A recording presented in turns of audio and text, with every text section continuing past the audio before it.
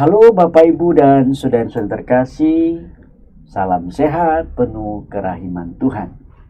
Kita berjumpa lagi dalam pojok iman yang dimana kita membahas mengenai kupas tuntas kerahiman ilahi, dimana kita membahas mengenai jiwa-jiwa yang dibawa dalam novena kerahiman ilahi.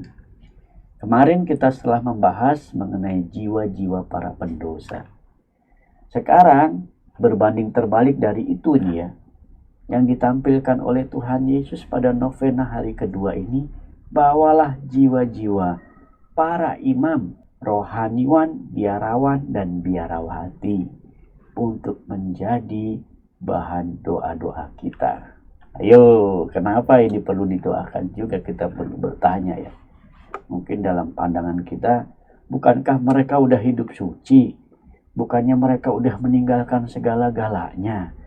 Bukannya mereka itu ya hidupnya penuh dengan doa berdoa, kenapa perlu didoakan lagi? Nah, ini yang penting untuk kita simak.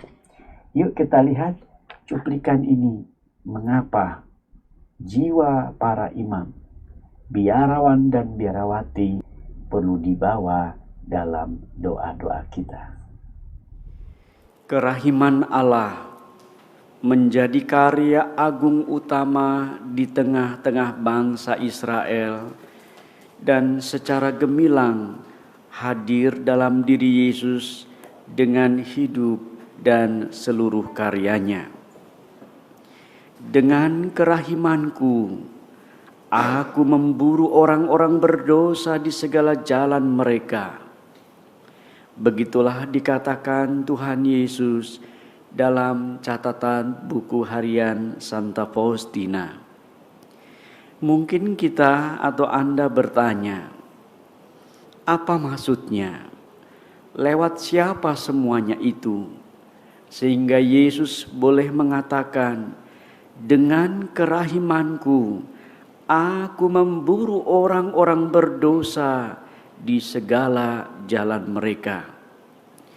Rupanya Bapak Ibu dan saudara-saudara terkasih, gereja memiliki imam yang merupakan mutiara di dalam pandangan Allah. Merekalah para imam, biarawan, biarawati yang boleh menjadi mutiara terindah dalam gerejanya. Maka di sini dengan intensi hari kedua untuk jiwa-jiwa para imam, biarawan dan biarawati, para imam dan mereka biarawan biarawati amat sangat diperhitungkan oleh Allah sebagai pemberita kerahimannya. Sabda Tuhan itu kepada Santa Faustina, aku menghendaki agar para imam berkhotbah tentang kerahimanku yang besar terhadap segala jiwa-jiwa orang berdosa, dan kepada merekalah harus berani berbicara mengenai kerahiman Allah yang tak terbatas. Jika dunia mendengarkan, maka dunia akan berubah. Inilah intensi hari kedua di mana Tuhan menyampaikan hal itu kepada Santa Faustina untuk kita bantu mendoakan para imam, biarawan dan biarawati. Panggilan hidup membiara atau imamat adalah melayani umat dengan sepenuh hati dan dengan segala kerendahan hati, seperti air gunung yang mengalir ke bawah. Demikian hal ini diungkapkan Tuhan Yesus dalam catatan harian kepada Faustina. Bahkan kalau kita boleh melihat dalam catatan itu juga, Bunda Maria ikut bicara terhadap para imam, biarawan, biarawati. Bahkan dikatakan di sana, Bunda Maria amat sangat menyayangi imam-imam dan biarawan-biarawati, karena mereka adalah mempelai puteranya. Maka Bunda Maria pun turut berpesan, jagalah panggilan mereka itu secara utuh, lewat doa-doa, lewat meditasi, agar mereka senantiasa berhubungan erat, istimewa dengan Tuhan sendiri. Faustina sempat berdalih, Tuhan, tapi aku sangat sibuk. Justru Yesus tersenyum mengatakan, dalam kesibukanmu yang amat luar biasa, Santa Faustina, jangan pernah lupa engkau menyempatkan membuat waktu-waktu juga berdoa, berwawan rasa akrab dengan aku. Dengan demikian hidupmu amat sangat berkenan. Dari catatan ini, mari kita ambil permenungan buat Anda dan saya. Mengapa intensi hari kedua adalah untuk jiwa-jiwa para imam, biarawan, dan biarawati. Mari kita dukung panggilan mereka masing-masing, dimanapun mereka berkarya, di tempat yang paling berat maupun paling terpencil. Patutlah Anda dan saya pada novena kerahiman ini, sebagaimana anjuran Tuhan Yesus, mendoakan mereka, mendukung mereka, dan bersama-sama meneguhkan juga jalan hidup mereka yang penuh mara bahaya juga. Dengan keyakinan itu, kita lanjutkan novena kita. Nah, saudara-saudara terkasih, kita lihat tadi ya beberapa catatan mengapa jiwa para imam, biarawan dan biarawati perlu didoakan.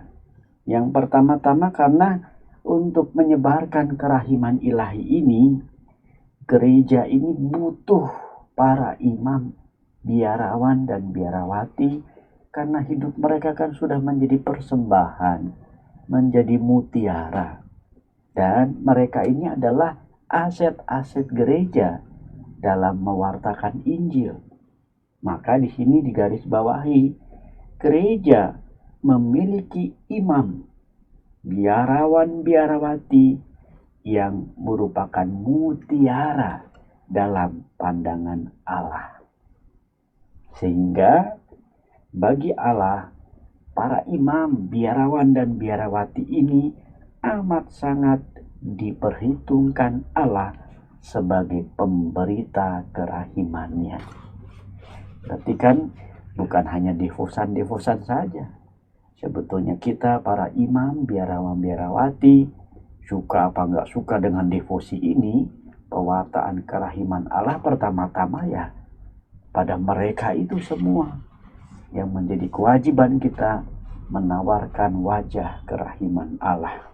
Yang kedua, dikatakan di sana supaya para imam khususnya dapat berkhotbah, karena merekalah yang bisa punya aset untuk mewartakan itu semua di dalam mimbar pewartaan sabda, sehingga wajah kerahiman Allah tetap terus diperkenalkan menjadi sebuah kesaksian gereja. Bahkan ada kalimat yang mengatakan di sini, jika dunia mendengarkan, maka dunia berubah. Dan ini karena apa? Karena efek para imam yang berkhotbah tentang kerahiman ilahi terhadap orang-orang berdosa. Berarti kan luar biasa. Dan yang terakhir, panggilan hidup membiara atau imamat adalah melayani umat dengan sepenuh hati dan dengan segala kerendahan hati.